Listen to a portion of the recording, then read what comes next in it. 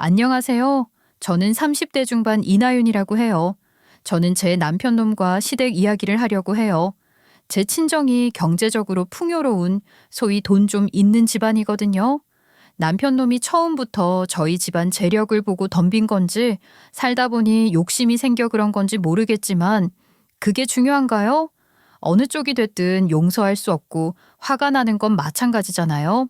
그런 놈 잘못 만나서 진짜 두고두고 땅을 치고 후회하며 억울할 뻔했는데 저희 친정엄마 선견지명 덕분에 그래도 그 인간 응징을 해줄 수 있었던 게 얼마나 다행인지 모르겠어요. 제 생각에 저나 저희 친정엄마와 같은 일을 겪으셨거나 앞으로 겪게 되실 분들은 거의 없을 것 같긴 해요. 그렇지만 부분적으로는 공감하실 수 있지 않을까 싶어요. 특히 저희 엄마가 아프셨을 때 있었던 일들은 더 그럴 것 같네요. 제 이야기를 들으시면서 공감해 주시면 좋겠고요. 또 제 이야기가 어떤 식으로든 도움이 된다면 더 바랄 게 없을 것 같아요. 그럼 이제 본격적으로 제 이야기를 차근차근 한번 해볼게요. 저희 친정이 좀 사는 집이라고 말씀드렸었잖아요. 외가랑 친가가 다 형편이 좋았으니 저희 부모님도 물려받은 재산이 많은 거였어요.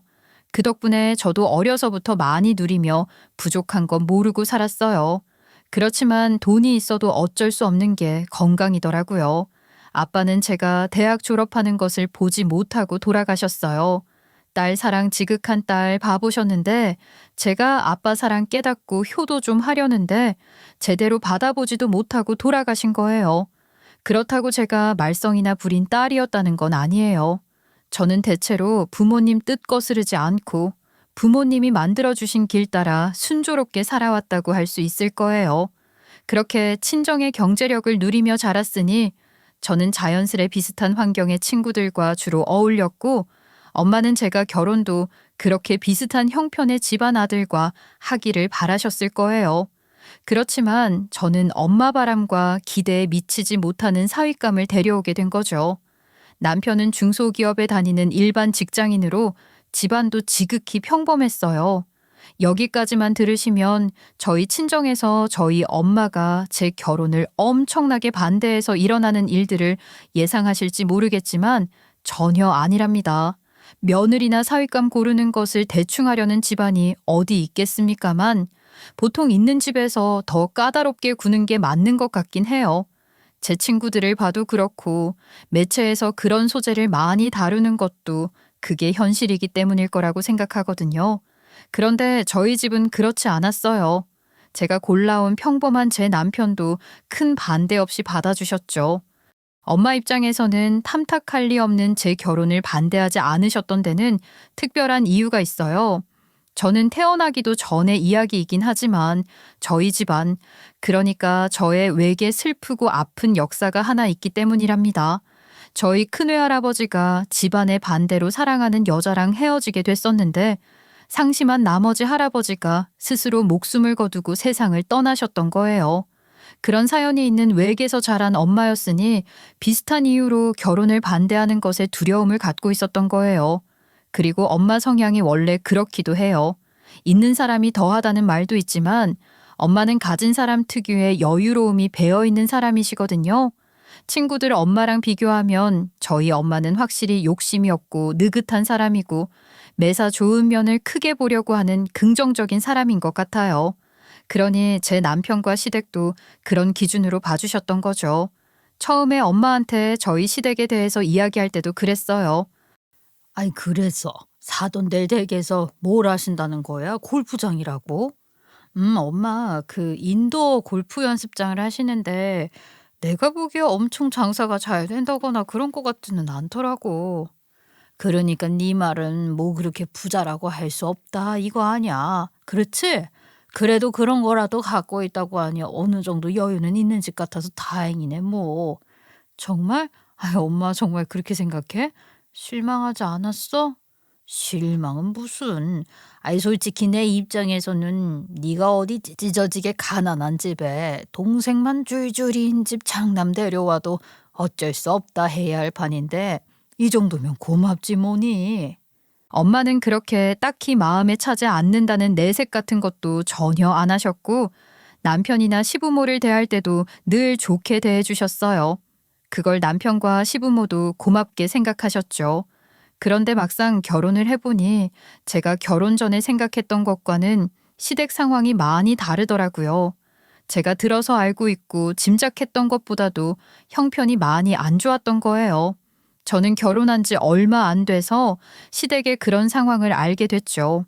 제가 시댁 덕 보려고 결혼한 것도 아니고 어차피 저희 집보다 넉넉하지 않은 시댁이라는 것도 알고 있었던 건데 아무리 그래도 시댁 상황이 그렇게 안 좋다고 하니까 걱정이 될 수밖에 없었죠.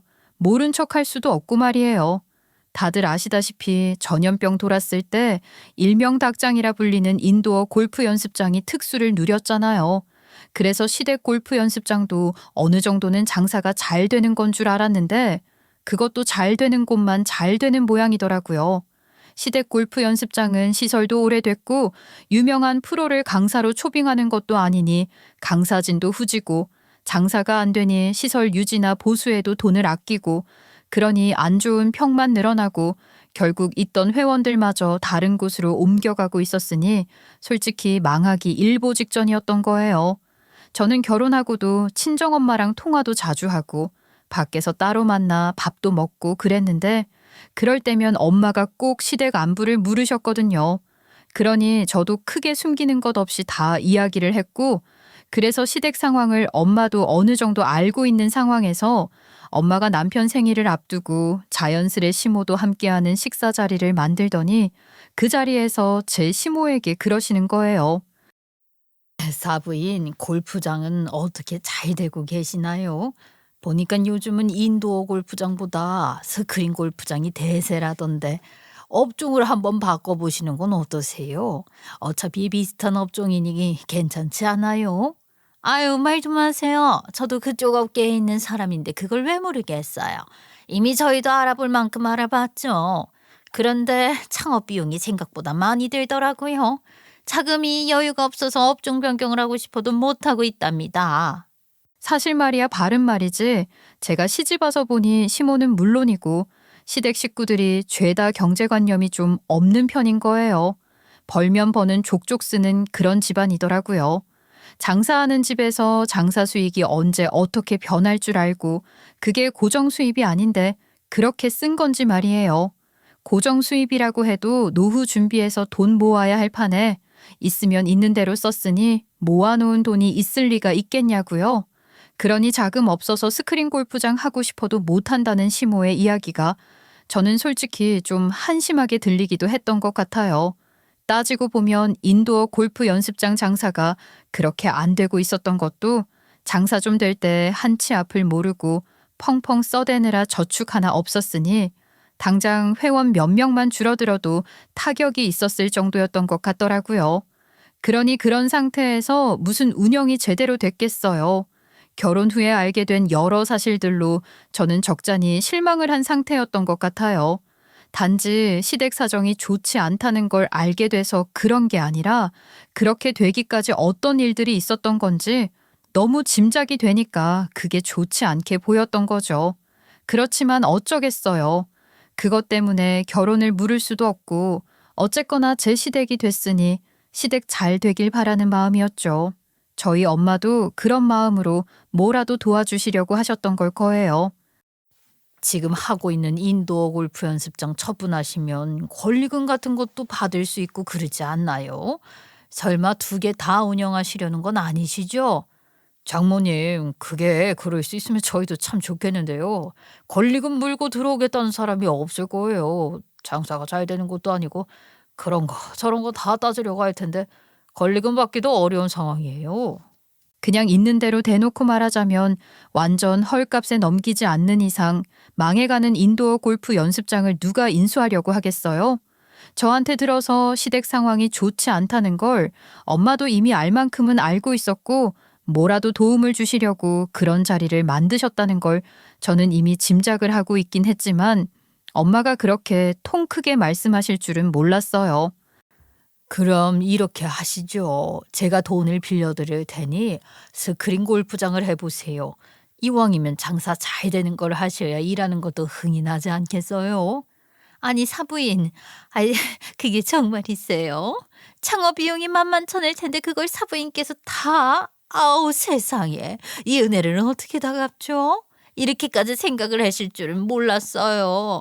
제가 며느리를 정말 잘 본 모양이에요. 장모님, 아유 정말 감사합니다. 생각지도 못했는데 정말 제가 뭐라고 감사 말씀을 드려야 할지 모르겠어요.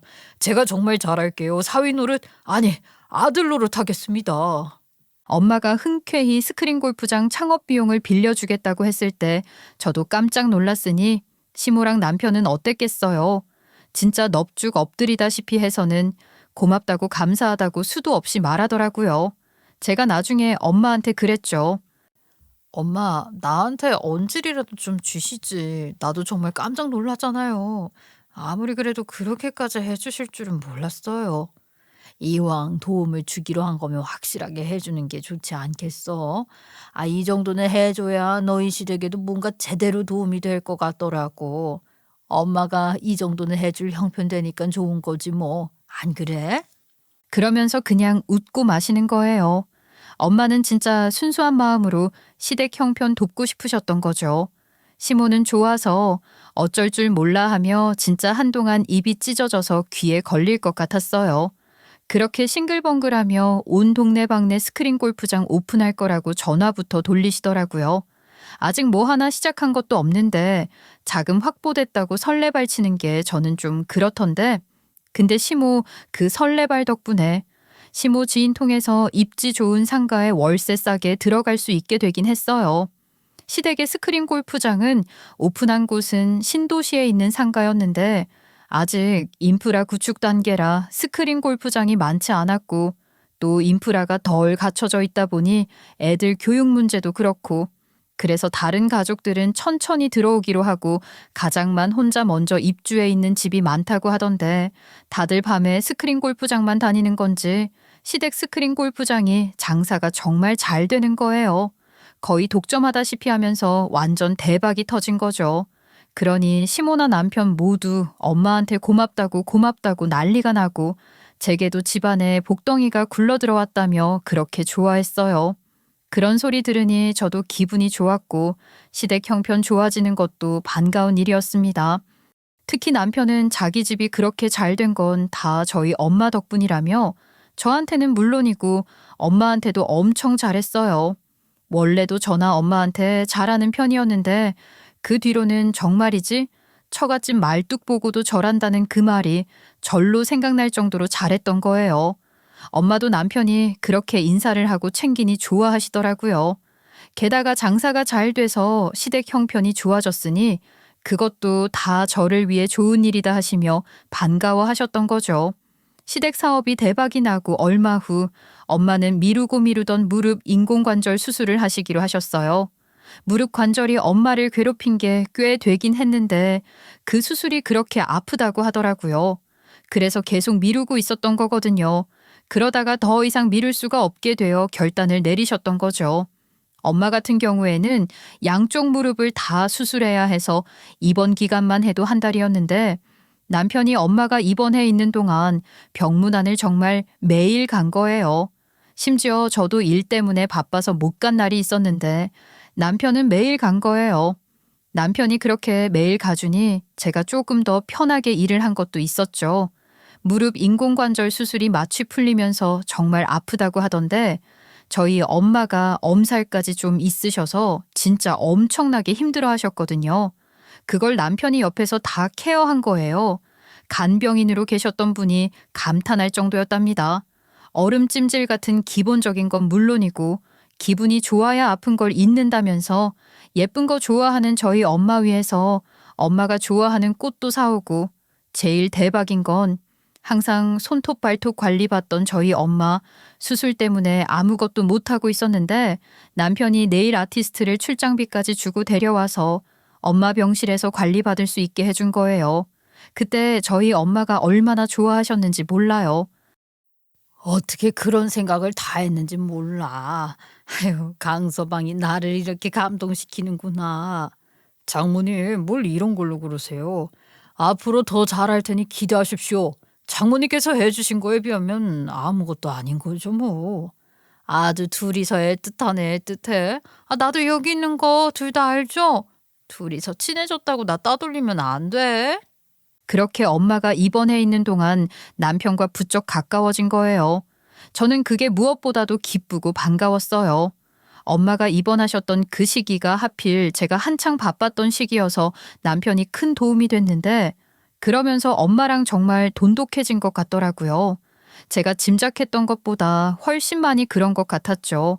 엄마랑 남편이 함께 있는 걸 보면 자연스레 그렇다는 게 느껴졌는데 남편이 제가 깜짝 놀랄 제안을 해서 그렇다는 게 더욱더 실감이 났어요. 자기야, 장모님 퇴원하시면 우리가 장모님 모시자. 그러는 게 좋을 것 같아. 어? 엄마를 모시자니? 갑자기 그게 무슨 소리야? 사실은 장모님이 나한테 장모님 사시는 집 명의를 우리 부부 명의로 해줄 테니 그 집에서 같이 사는 게 어떠냐고 슬쩍 물어보시더라고. 내 생각에는 장모님이 우리랑 같이 살고 싶은데 그냥 그렇게 말하기는 좀 그러시니까 명의를 우리한테 주겠다는 말씀까지 하시면서 그러시는 거 아니겠어? 아유, 난 처음 듣는 얘긴데 엄마가 정말 그랬다는 거야? 그렇다니까. 그러니까 그냥 우리가 장모님 모시자. 나는 너무 좋아. 남편이 엄마 모시고 살자고 해주는 게 좋은 말이긴 했지만 저는 정말 금시초문이었던 이야기여서 엄마한테 바로 물었죠. 엄마, 그 강서방한테 정말 엄마 집 명의 우리 명의로 바꿔준다고 하면서 같이 살자고 했어? 강서방이 그래? 아이고, 그게 내가 꼭 그렇게 말을 한 건 아니고 강서방이 나 병원에 있는 동안 하도 살갑게 굴고 내 취향까지 파악해서 센스 있게 잘하니까 내가 기분이 좋아서 딸보다 낫다. 우리 딸은 이렇게 섬세한 다정함은 없어서 딸 키우는 재미가 그리 있지는 않았는데 남편한테도 못 받아본 걸 사위한테 받아본다 하면서 강서방을 좀 축혀 세워줬거든. 아이고, 둘이 아주 나 없이 쿵짝도 잘도 맞았나 보네. 그랬는데 내가 그랬더니 강서방이 그럼 제가 장모님 딸하면 되죠 뭐 하면서 뭐 그런저런 이야기를 하다가 재산 물려줄 때도 딸 사위 공동 명의로 다 해줘야겠다고 그러면서 나 사는 집 이야기를 하긴 했지. 그러니까 엄마가 콕 집어서 명의 바꿔줄 테니 들어와서 같이 살자고 한 건 아닌 거네. 아니 근데 왜 나한테 그렇게 말을 했을까? 그래서 제가 다시 남편에게 엄마한테 이야기를 들어보니 당신이 엄마 기분 맞춰주니 기분 좋으라고 농담하는 것처럼 지나가듯 한 말이지 진지하게 한 이야기는 아닌 것 같던데 왜 그렇게 말하냐고 했더니 남편이 오히려 저를 타박하듯이 말하는 거예요. 자기는 어떻게 그렇게 엄마 맘을 몰라. 그러니 장모님이 딸 가진 재미없다고 하실 만도 한 거지 뭐야. 그렇게 흘리듯이 말씀하셨어도 그게 장모님 진심인 거 모르겠어? 에이, 아무리 그래도 그건 자기가 너무 넘겨짚는 거 아니야? 엄마 말 들어보니까 전혀 그런 마음을 하신 얘기가 아니던데 뭐. 생각을 좀 해봐. 당장 퇴원하셔도 목발이나 지지대 없이는 혼자 서지도 못하시는데 상주 간병인 둔다고 해도 얼마나 힘드시겠어. 자기가 몰라서 그렇지 병원에서도 엄청 힘들어하셨단 말이야. 퇴원하시면 더 하실 거 아니냐고. 그러니 우리가 들어가서 같이 살면서 돌봐드리자. 그게 좋을 거야. 남편 말을 들으니 절로 반성이 됐고 세심한 남편의 마음 씀씀이에 감동했었죠. 정말이지 저보다 더 엄마 생각을 많이 하고 생각을 깊게 하는 남편에게 너무 고맙더라고요. 그건 엄마도 마찬가지셨어요. 그렇게 저희는 엄마 집에 들어갔고 엄마가 친정집 증여 절차를 밟으려 하니 남편은 명의 주신다고 해서 들어온 거 아니라고 그런 말씀 안 하셨어도 퇴원하시면 모시고 살면서 재활하시는 것까지 다 살피려고 했다 하며 괜찮다고 사양했지만 엄마가 고집을 부려 기어이 저와 남편 공동 명의로 바꿔주셨어요. 어차피 언제가 되더라도 저희들 몫으로 주게 되어 있는 건데 꼭 지금 주고 싶다고 하시면서 굳이 증여를 하시겠다고 하셨던 거예요. 남편은 엄마를 모시고 살게 된 이후로도 엄마한테 잘했답니다. 엄마가 퇴원은 하셨지만 여전히 혼자서는 움직임에 제약이 많아서 돌봐드리는 사람이 있어야 했거든요. 남편도 저도 일하는 시간에는 간병인을 썼고 퇴근 시간이 일정하지 않은 저 대신 늘 칼퇴근하는 남편이 저녁 시간 내내 엄마를 많이 보살폈어요. 물론 저도 제가 할 수 있는 한 최선을 다했지만 남편 도움이 컸죠. 사실 제가 그때 그룹전을 준비하는 게 있었어요. 제가 대학에서 조소를 전공했는데 졸업 후에도 대학 동기들이랑 조그맣게 그룹을 만들어 활동하면서 처음으로 그룹전을 기획해 준비하느라 시간을 많이 쏟고 있었던 거예요. 남편 덕분에 저는 그룹전 준비에 조금 더 매진할 수 있었던 거죠. 그런데 그렇게 몇 달 지나고 나니 남편이 변하기 시작하더라고요. 그게 아마 시댁에서 엄마한테 다달이 갚아가던 빌린 돈을 거의 다 갚아간 무렵이었을 거예요. 그 돈만 해도 엄마가 빌려준 거라곤 했지만 다 안 갚아도 된다고 해서 이자는커녕 원금보다도 깎아서 갚은 거였답니다. 그렇게 엄마 돈 다 갚고 나더니 슬슬 변하는 건가 싶은 생각이 들었던 것 같아요. 늘 칼퇴근하던 남편이 퇴근 후 약속이 있다며 간병인 시간을 늘리라고 하질 않나. 집에서는 제가 있으나 없으나 항상 엄마 옆에 붙어 앉아있던 사람이 제가 있을 때는 컴퓨터 방에 들어가서 문 닫고 게임이나 하고 엄마 얘기를 들어보면 제가 없을 때에도 엄마랑 같이 거실에 나와 있긴 하지만 계속 핸드폰 보거나 TV를 보거나 그런다는 거예요. 그러다 보니 저나 엄마나 조금씩 불만이 쌓이고 있었는데 결정적으로 사건이 하나 터진 겁니다. 제가 집에 없고 남편이랑 엄마 둘만 집에 있을 때였는데 남편이 지 할 일 한다고 엄마 부탁을 안 들어줘서 사고가 나버린 거였어요. 엄마가 인공관절 수술을 받았다고는 하지만 아직 회복이 다 된 것도 아니고 또 연세도 있으셨으니 통원 치료로 재활도 꾸준히 다니시곤 계셨지만 여전히 정상적으로 다리를 쓰실 수 있는 상태는 아니셨어요. 시간이 꽤 걸린다고 하더라고요. 특히 앉았다 일어서는 걸 힘들어 하셨는데 그래서 엄마가 저나 남편, 간병인한테 제일 많이 하셨던 말이 침대에서 일어날 때 일으켜 세워달라는 거였거든요. 저도 엄마를 돌봐드릴 때 항상 그 부분을 신경 쓰고 있었고 엄마가 침대에 누워 계시면 언제 찾으실지 모른다는 생각으로 늘 가까이에 있으려고 했어요. 그런데 그 일이 있던 날 엄마가 침대에 누워 계셨는데 남편은 전화 통화한다고 밖에 있었다는 거예요. 엄마가 화장실에 가려고 일어나야 해서 남편한테 좀 일으켜 세워달라고 해야 하는데 남편이 전화 끊을 생각을 안 하더래요. 답답해진 엄마가 큰 소리로 전화 통화 좀 그만하고 나 좀 일으켜 세워달라고까지 했다는데 문 밖에 있는 남편은 곧 끝난다고 대답만 하고 계속 통화만 했던 거죠. 결국 화장실이 급해진 엄마가 혼자 서둘러 일어나려다가 목발이 미끄러지는 바람에 넘어져서 정말 큰일 날 뻔한 거예요. 다행히 큰 사고로 이어지진 않았지만 얼마나 놀랐는지 병원에서도 주의 엄청 받고 난리는 난리였죠. 그때 저도 완전 폭발한 거예요. 아유, 이게 뭐야? 엄마 모시고 살자고 할 때 뭐라고 했어? 자기가 책임지고 엄마 돌보겠다고 했던 거 아니야? 근데 요즘 엄마한테 왜 이렇게 소홀해? 별일 없었잖아. 그럼 됐지. 왜 이렇게 소리를 지르고 그래? 아, 지금 무슨 일이라도 생겼어? 내가 지금 비단 일만 가지고 이러는 게 아니잖아. 자기 얼마 전부터 확실히 변한 거 엄마도 나도 다 느끼고 있었어. 우리가 몰라서 가만히 있는 줄 알았어? 엄마 걱정하지 말고 맘 편히 내일 하라더니 이게 뭐야? 앞으로 다시는 이런 일 없게 똑바로 해. 내 말 무슨 말인지 알지? 제가 그렇게 화를 내면서 소리를 지르는데도 남편은 얼굴색 하나 표정 하나 바뀌지 않더라고요. 그러면서 아예 대놓고 뻔뻔하게 나오기 시작하는 거예요. 지금 이렇게 말하려고 했던 건 아닌데, 아, 자기가 이렇게 나오니 나도 할 말 할게. 나 이제 장모님 돌봐드리기 싫어. 더는 힘들어서 못하겠다고. 뭐? 아, 지금 그게 이 상황에서 할 소리야? 지금 엄마가 자기 때문에 무슨 일을 당할지 모르는 이런 일이 있었는데 반성하는 게 아니라 뭐? 엄마 돌봐드리기가 싫다고? 아, 지금 싫다고 했어? 그래, 싫어, 싫다고. 아, 그러니까 간병인을 더 구해서 24시간 돌리던지 상주하게 하던지 해. 아니면 네가 그룹 좀 포기하고 들어앉던지 알아서 하란 말이야.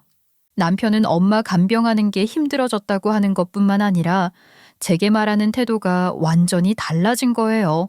힘들어서 못하겠다고 하는 거면 적어도 저런 식으로 말하면 안 되는 거죠. 이건 아주 당당하게 나오는데 기가 막히더라고요. 지금 그 말투의 이 태도가 다 뭐야? 엄마 집 받고 나니까 슬슬 꾀가 난다 이거야? 엄마 집 내 거 됐다고 생각하나 본데 착각하지 마. 엄마한테 말해서 증여 취소하라고 할 거야. 효도계약서 쓴 거 잊었어? 맞아요. 엄마랑 같이 살기로 했을 때 엄마가 부득부득 명의를 바꿔주겠다고 해서 그걸 받으면서 부담부 증여 계약인 효도 계약서를 쓰고 공증까지 받아뒀었던 거예요.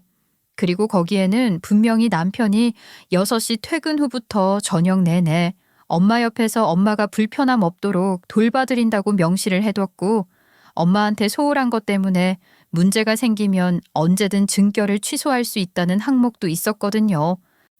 기억 안 나? 아이, 거기 썼던 조항들 제대로 이행 안 한 거니까 언제든지 증여 취소할 수 있는 거야. 엄마한테 말해서 그러라고 할 거라고. 저는 그걸 쓸 때만 해도 한치 앞을 모르고 엄마한테 딸보다 사위라더니 뭘 이런 걸 쓰자고 하냐고. 딸 같은 사위 못 믿어서 이러는 거냐. 설마 나 못 믿어서 쓰자고 하는 거냐 하면서 웃으면서 말했지만 엄마가 너무하는 거 아닌가 싶은 생각도 했던 게 사실이거든요. 근데 남편은 괜찮다고 하면서 요즘 이런 거 다 쓴다고 큰 재산 주는 건데 불안해하시는 게 당연하다. 이런 거 써두는 게 자기도 더 좋다고 해서 써뒀던 거예요.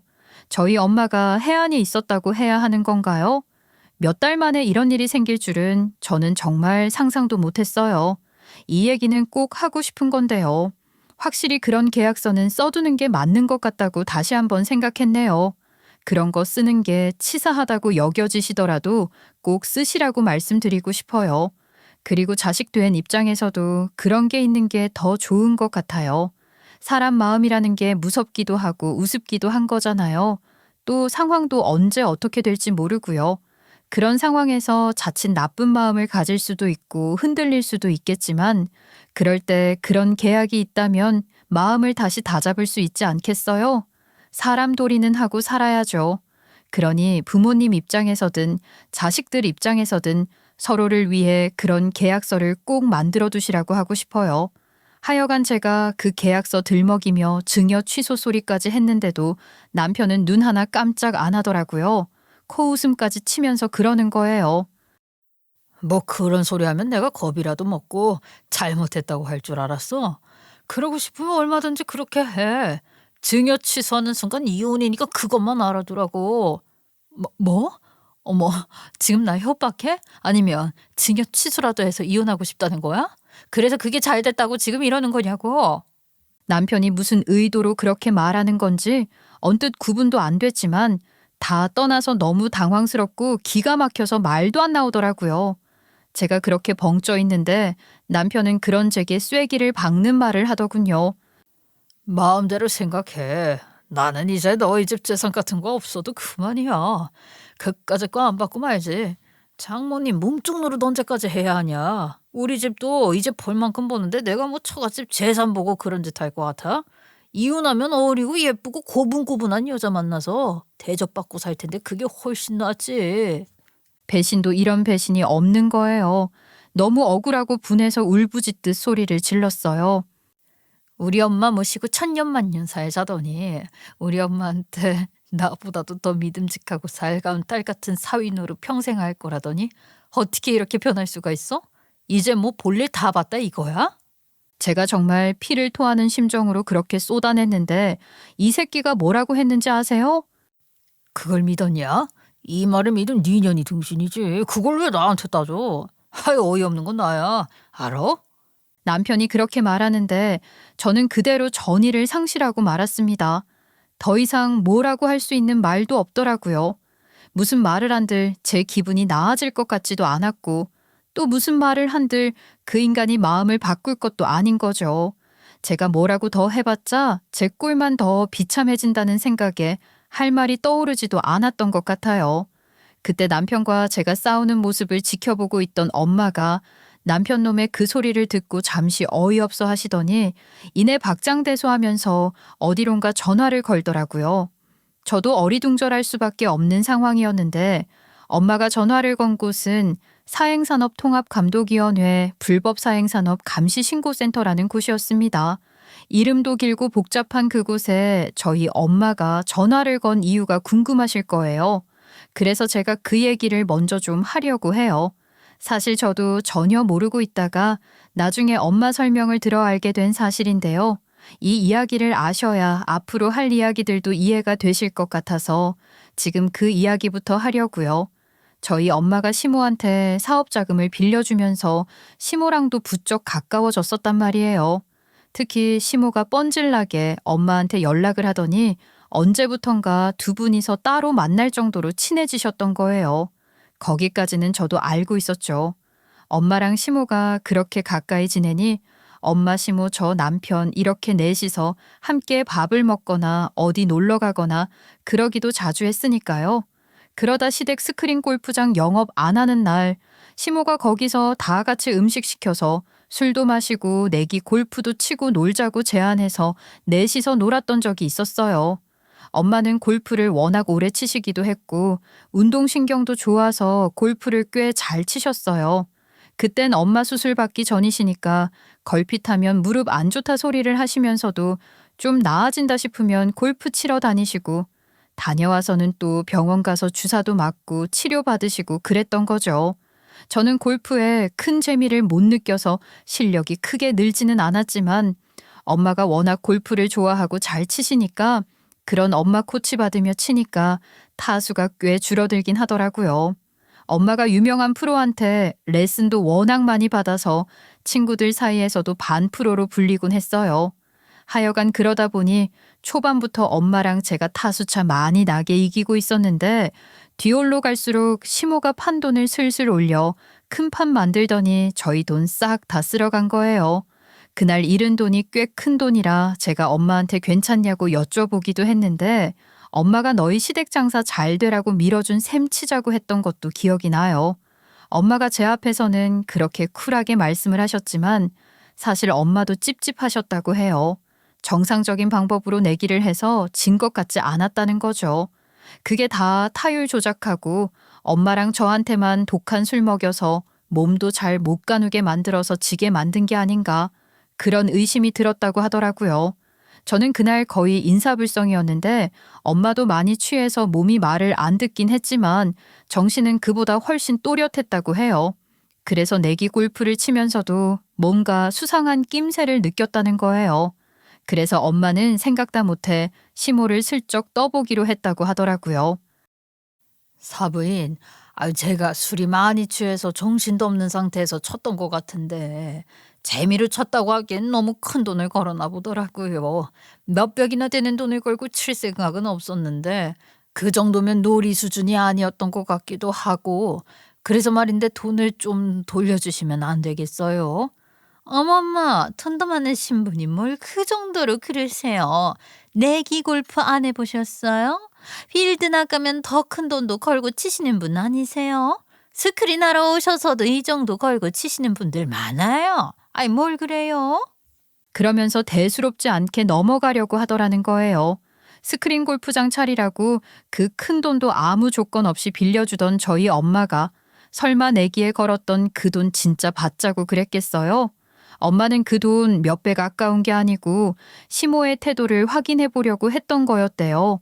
엄마가 물려받은 재산으로 원래 부자이기도 하지만 엄마 사업을 하면서 받은 유산을 더 불리기도 한 분이시거든요. 그런 만큼 사업 소환도 좋고 촉과 감 이런 게 다 좋으셨어요. 사람 보는 눈도 좋단 말이죠. 그때까지만 해도 남편이랑 시모가 엄마한테 엄청 고마워하며 팔랑거렸으니 엄마도 둘 다 좋게 보던 시절이었기도 했고요. 엄마가 무릎 수술 받기도 전이었으니 남편 놈이 그렇게 배신 때리고 나오는 이런 일이 생길 거라고 짐작도 못했던 시절이었던 거죠. 그럼에도 불구하고 뭔가 찜찜했던 엄마는 시모를 떠보며 그 대화를 녹음해서 쭉 갖고 있었던 거예요. 엄마 입장에서는 제 시댁 식구들이 엄마를 이용하는 것 같다는 의심이 살살 드니까 또 비슷한 일이 일어나면 그땐 다 터트려 버리겠다는 마음으로 갖고 있었던 거라고 할 수 있는 거예요. 상대방이 정확히 판단을 할 수 없는 상태에서 내기 골프를 하면 더욱 더 범죄 추정이 쉽기 때문에 신고가 가능하다는 걸 엄마는 이미 다 알고 있었고 언제든지 신고를 할 수도 있었지만 그렇게까지 하게 되는 일이 생기지 않길 바라셨을 거예요. 그리고 수술을 받게 됐고 그 과정에서 남편이 엄마한테 너무 잘하니까 엄마는 남편을 완전히 믿게 되고 고마운 마음에 시모의 그런 짓을 덮어두고 있었던 것인데 남편이 이렇게 나오니 시모가 엄마한테 그런 수작질까지 벌인 걸 더 이상 봐줄 필요도 없는 거잖아요. 그래서 갖고 있던 녹음 파일을 증거로 불법 내기 골프를 했다고 신고를 한 거였어요. 엄마가 시댁 스크린 골프장을 불법 내기 골프로 신고하는 걸 보더니 남편 놈은 그제야 깜짝 놀라면서 그러더라고요. 불법 내기 골프라니요. 장모님, 대체 그게 무슨 말씀이세요? 저희 엄마가 그런 걸 했다고 생각하시는 거예요? 그건 아니죠. 불법 아닌 게 자신 있으면 조사받으면 될 거 아닌가? 나는 의심되는 정황이 있으니 신고를 한 거고 판단은 거기서 해줄 거니 두고 보면 되겠지. 아니, 장모님, 그러지 마시고 일단 저희 엄마께 말씀드리고 같이 생각을 좀 해보시는 게 좋지 않겠어요? 다시 전화 걸어서 착오가 좀 있었다고 하시고 저희 엄마부터 만나보시자고요. 나는 자네 어머니고 자네고 간에 더 할 말이 없으니 거기서 조사 나오는 사람들하고 이야기하게나. 정말 끝까지 이러실 거예요? 그날 내기 골프는 장모님이랑 이 사람이랑 다 같이 좋다고 쳤던 건데 저희 엄마가 억지로 치자고 한 것도 아니고 그렇게 신고하시면 같이 친 장모님이나 이 사람도 처벌받게 될 텐데 그래도 상관없다 이 말씀이세요? 어머, 기가 막혀서 또 협박이니? 처벌을 받든 말든 네가 무슨 상관이야. 어차피 우리 걱정해서 하는 말도 아니면서 그딴 소리는 뭐하러 하니? 처벌을 받게 될지도 모르지만 받으면 받는 거라 생각하고 신고한 거네. 내가 그 정도도 생각 안 했을 것 같나? 우리 걱정하지 말고 자네 어머니 걱정이나 해. 그러니 남편은 그 길로 전화기 붙들고 급하게 전화 걸며 뛰쳐나가더라고요. 보나마나 시모한테 전화 걸면서 가는 거였겠죠. 그렇게 조사가 시작됐고 저희는 처음부터 그런 큰 돈을 걸고 내기를 하려고 했던 게 아니고 그저 놀이 삼아 할 작정이었다는 게 그 녹음에 다 남아있으니 선처받았고 반면 시모는 상대방이 정확한 판단을 할 수 없는 상태라는 것을 빤히 알면서도 내기 골프를 강행, 심지어 그 상황에서 판돈을 엄청나게 키운 것이니 쉽게 범죄 추정이 됐고 판돈 금액 큰 것 또한 시모에게는 상당히 불리하게 작용했어요. 게다가 신고가 접수되어 조사를 하는 과정에서 시모가 그런 짓거리를 저희한테만 한 게 아닌 게 드러난 거죠. 그 당시 상황을 보려고 CCTV를 확인하는 과정에서 다른 사람들에게도 비슷한 짓거리를 저지른 걸 딱 걸려버렸지 뭐예요. 보니까 아예 상습적으로 했더라고요. 일주일에 하루 휴무인 날마다 가게 문 걸어 잠그고 불법 내기 골프장을 열었고 음주는 기본에 웃음 파는 여자들까지 부르고 말이 스크린 골프장이지 유흥주점이랑 다를 바도 없었던 거예요. 그러니 그런 걸 즐기는 사람들 사이에서 꽤 입소문도 났던 모양인데 그게 아니어도 장사가 꽤 잘 됐었지만 그걸로 진짜 초대박이 터져서 꽤 큰 돈을 만지고 있었던 거였어요. 물론 저는 그렇다는 걸 전혀 몰랐지만 말이에요. 그렇게 큰 돈 벌게 되니 이제 저희 엄마 재산도 대단해 보이지 않게 되고 슬슬 딴 생각을 하기 시작한 것 같더라고요. 엄마한테 굽신거리지 않아도 큰 돈 벌 수 있으니 자기들도 이제는 대접받으며 살고 싶어진 거겠죠. 사람 마음 변하는 게 그렇게 한순간인 모양입니다. 이렇게 다시 이야기를 하면서도 씁쓸한 감정을 숨길 수가 없네요. 큰돈 만진다고 좋아했겠지만 불법으로 번 돈은 다 추징당하고 영업금지까지 받는 바람에 이제 장사도 못할 텐데 앞으로 어쩌려나 모르죠. 상황이 그렇게 되니 시모랑 남편은 또 바로 돌변해서 엄마랑 저한테 매달리며 빌기 시작하는 거예요. 사부인, 제가 돈에 눈이 멀어서 정신이 나갔었어요. 갑자기 큰돈이 들어오니 감당이 안 돼서 그랬던 것 같아요. 한 번만 용서해 주시고 좀 도와주세요. 큰돈 들어오니 눈이 멀었다가 이제 또 쫄딱 망하게 생기니 정신이 드신다는 겁니까? 애당초 사람이 좋은 마음으로 베풀 때 그걸 감사하는 마음이 있었다면 이런 일이 생기지도 않았겠죠. 아니에요. 제가 얼마나 고맙게 생각을 했었다고요. 평생 은인으로 모실 작정이었어요. 사부인, 제가 얼마나 감사하다는 인사를 많이 했었는지 잘 아시잖아요. 평생 은인으로 모신다더니 사기를 쳐요? 그게 지금 말이 된다고 생각하세요? 됐습니다. 그런 얘기 더 듣고 싶지도 않네요. 지금 저희를 도와주실 수 있는 분은 사부인밖에 없어요. 그러니 저는 지금 무슨 짓이라도 할 수 있는 심정이라고요. 제발 저 좀 도와주세요. 제가 이렇게 빌게요, 사부인. 저한테 이렇게 빌면 어떡해요? 그렇게 망하게 신고한 게 저라는 건 모르세요? 그러니 저한테 화를 내도 시원찮을 판에 왜 이렇게 비는 거예요? 아이고, 화를 내다니요. 아닙니다. 사부인께서는 하실 일 하신 거죠. 암요, 그럼요. 또 제가 잘못한 게 있으니 벌 받는 겁니다. 벌 받고 앞으로는 안 그러면 되는 거 아니겠어요? 사부인께서 조금만 도와주시면 앞으로는 절대 그런 불법 같은 거 저지르지 않고 열심히 할게요. 처벌 받고 쫄딱 망하게 생겼으니 또 내 돈 아쉬워서 이러는 거겠지만 그런데 어쩌나 이제 나는 당신들 도와줄 마음이 눈꼽만큼도 없어요. 그러니 이렇게 빌어봐야 소용없단 말입니다. 엄마가 시모에게 완전히 냉정하고 차갑게 처신을 하니 시모는 더는 아무 말도 못하고 그때부터는 남편놈이 나서서 엄마를 설득하려고 헛소리하기 시작하는 거예요. 장모님, 제가 정말 정성으로 진심을 다해 장모님 간호했다는 건 장모님도 아시죠? 예? 그런데 그렇게 몇 달이나 간호를 하다 보니 번아웃이 온 것 같아요. 간병하는 사람들 사이에서 흔히 있는 일이거든요. 그러니까 그게 일종의 병인 거죠, 병. 기가 막혀서? 누가 들으면 아주 24시간 잠도 못 자고 간호만 한 줄 알겠네. 퇴근하고 저녁 시간 바짝. 그래봐야 몇 시간이라고. 그마저도 내가 일찍 들어간 날은 나도 같이 했는데 무슨 생색을 그딴 식으로 내니? 자기야, 내 상황을 좀 알아주라. 난 정말 아팠던 거야. 그러니까 치료도 받고 또 이렇게 리프레시가 돼서 정신이 번쩍 돌아왔으니 앞으로는 장모님 더 잘 모실 수 있을 것 같단 말이야. 나 좀 믿어줘. 정신 차려. 증여 취소하고 이혼하자고 하지 않았어? 며칠 되지도 않았는데 벌써 잊어버린 건 아니지? 이혼이라니? 증여 취소라면 장모님 하시고 싶으신 대로 얼마든지 하셔도 되지만 이혼만큼은 못해. 나 처음부터 장모님 집에 욕심냈던 거 아니잖아. 그건 상관없으니까 이혼하자는 소리만 하지 마. 내가 정말 잘할게. 장모님, 저 좀 받아주세요. 엄마랑 저는 남편놈 하는 소리가 웃기지도 않아서 더 이상 상대하지도 않았네요. 남편놈은 당연히 합의해 줄 리가 없었고 계속 매달렸으니 어쩔 수 없이 이혼은 소송으로 진행하게 됐어요. 엄마가 다칠 뻔한 걸 두고 제가 남편한테 소리 지르며 싸우기 시작할 때부터 엄마는 이미 저랑 남편의 대화를 녹음하고 있었거든요.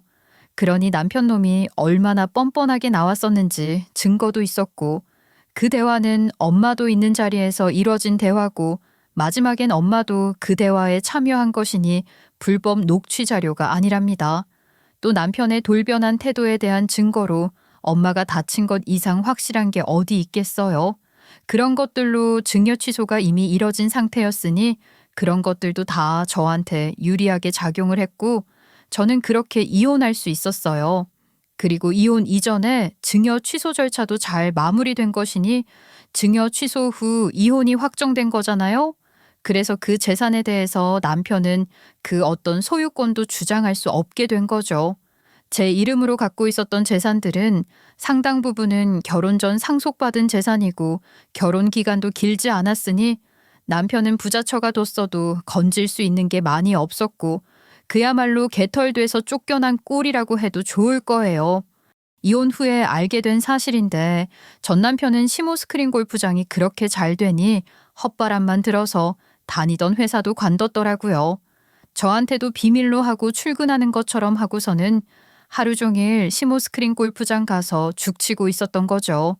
그러면서 야근 핑계 대고 회식 핑계 대면서 집에 늦게 들어오고 엄마 간호 땡땡이 쳤던 거 생각하니 또 화가 나네요.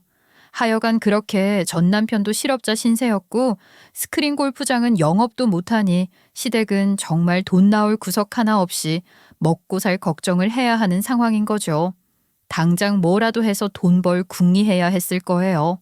그런데 진짜 노답인 게 제 친구 중에 남편이 주류 유통을 크게 하는 친구가 있는데 전 남편 그 인간이 제 친구 남편한테 연락을 했다는 거예요. 그러면서 주점하게 되면 주류 계약 조건이 어떻게 되는지 그딴 거 물어보더라고 하더라고요.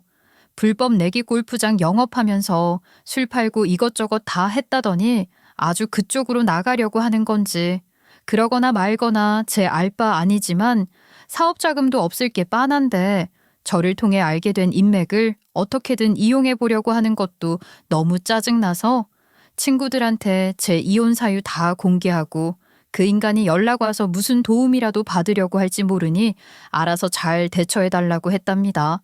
사실 아주 가까운 친구 한 둘 정도 외에는 그냥 이혼했다는 것만 알렸지 자세한 얘기는 하지도 않았거든요. 그리 좋은 이야기도 아닌데 괜히 떠벌리고 싶지 않아서 그랬던 거예요. 근데 그렇게 가만히 두면 안 되겠다 싶더라고요. 제 친구들이 다 형편이 좋으니 그 인간이 또 어느 친구한테 어떤 식으로 접근할지 모르잖아요. 그런 일이 엮이고 싶지 않으니 사전에 차단해야겠다고 생각했던 거랍니다. 저는 이제 그룹전 준비 막바지에 와 있어요.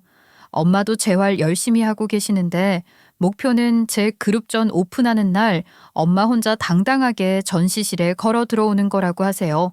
목표가 있으니 확실히 의지가 불타올라서 재활 치료도 더 열심히 받으러 다니시는 것 같답니다. 그날을 위해 엄마도 저도 최선을 다하는 중이에요. 여러분, 제 남편이었던 인간과 전시댁이 저나 저희 엄마에게 어떤 짓을 저질렀는지 제가 이렇게 다 말씀들 드렸는데요. 말씀드렸듯이 저랑 똑같은 일을 겪으신 분들은 안 계시겠지만 공감하실 수 있는 일들이 많지 않았나요? 세상에는 좋은 사람도 많지만 제 전남편이나 전시모처럼 기회주의적이고 간사한 사람들도 많다는 걸 저도 이제는 알아요. 그러니 저처럼 배신을 당하셨던 분들, 또 뒤통수 맞으셨던 분들도 덜어 계실 것 같네요. 우리 이런 일로 동병상련 같은 거 느끼지 말고 더 씩씩하게 열심히 잘 살아서 그런 못된 인간들 보란 듯이 성공해 주는 걸로 복수하기로 해요. 저는 그렇게 생각하거든요. 그 인간들이 저지른 나쁜 일들로 법적으로도 처벌을 받았고 그 덕분에 경제적으로 어려워져서 곤란한 상황이라고 하니 그것도 나쁘지 않고 통쾌하기도 하지만 궁극적으로는 제가 더 잘 되는 게 가장 기분 좋은 복수라고 생각한답니다. 제가 그 인간한테 무슨 미련이 남았다거나 그런 건 아니지만 분하고 괘씸한 게 아직 남아있긴 한 것 같아요. 힘들 때마다 그 인간 보란 듯이 잘 돼야 한다는 생각에 새롭게 힘이 불끈불끈 나곤 하거든요. 저한테 그렇게 동기부여를 시켜주고 있으니 저는 그걸 잘 이용할 생각이에요. 저처럼 배신당하신 분들이 계시다면 여러분도 각자의 방식으로 잘 이겨내고 복수하시길 바랄게요. 오늘 제 이야기 끝까지 들어주셔서 너무너무 감사드려요. 우리 모두 행복하면 좋겠습니다.